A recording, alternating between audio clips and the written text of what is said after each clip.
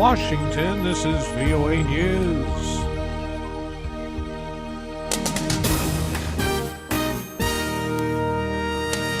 U.S. expands airstrikes to help Kurds retake Dam from Iraqi militants. Gaza ceasefire talks resume in Cairo. I'm Ray Kouguell reporting from Washington. The White House says President Obama is expanding U.S. airstrikes in northern Iraq to help the Kurds retake Mosul Dam from Islamic State fighters.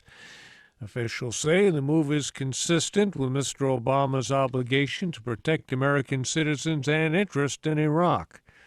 They say failure of the Mosul Dam could threaten U.S. diplomatic personnel and facilities in Mosul. Reports say Kurdish fighters have retaken at least part of the strategically important dam from the militants with the help of U.S. airstrikes. The Pentagon says it's carried out 23 air raids since Saturday on armed Islamic State vehicles and a checkpoint. The dam on the Tigris River provides electricity and irrigation for much of northern Iraq. A new round of negotiations is underway in Cairo aimed at ending the month-long conflict between Israel and the Palestinian militant group Hamas in the Gaza. Robert Berger reports. Israeli and Palestinian delegations are holding a new round of talks trying to extend the current 5-day truce in Gaza into a long-term ceasefire. But the gaps are wide.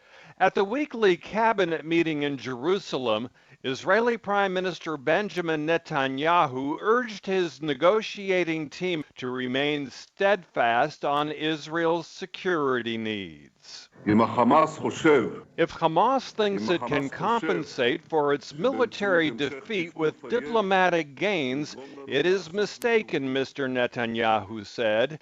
Palestinian official Ahmed Majdalani, I am not optimistic, Majdalani told the Voice of Palestine radio, and he blamed Israel for rejecting Hamas's demand to end the 7-year blockade on Gaza. Robert Berger for VOA News, Jerusalem. Ukraine says its forces captured a district police station in Luhansk after a fierce battle with pro-Russian separatists on Sunday.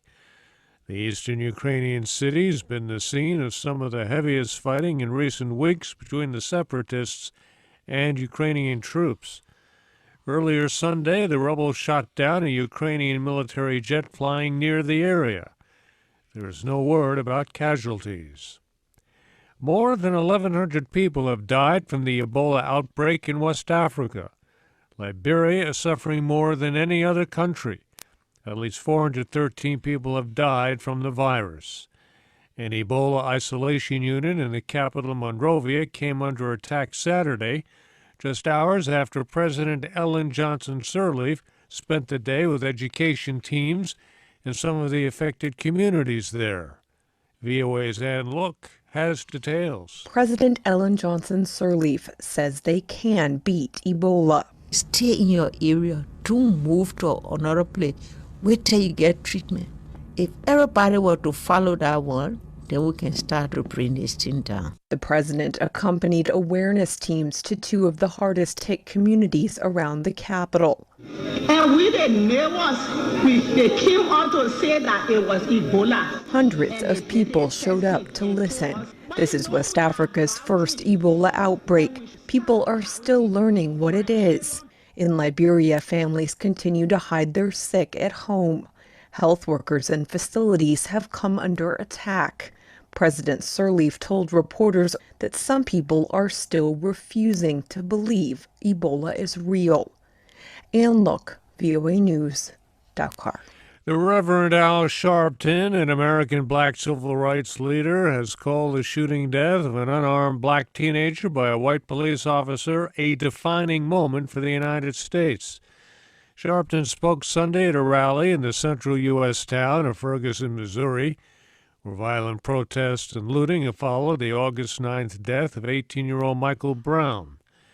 U.S. Attorney General Eric Holder on Sunday said a federal medical examiner would perform another autopsy on Brown in accordance with the wishes of the Brown family and because of the extremely sensitive nature of the case.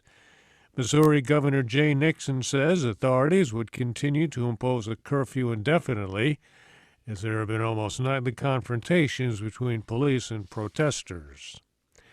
A major opposition leader in Pakistan's parliament called on anti-government protesters to stop paying taxes, electricity, and gas bills until Prime Minister Nawaz Sharif resigns.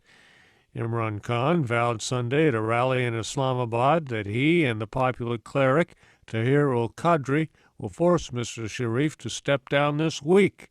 They contend that last year's election that brought Mr. Sharif's political party to power was rigged. I'm Ray Kouguell in Washington. That's the latest world news from VOA.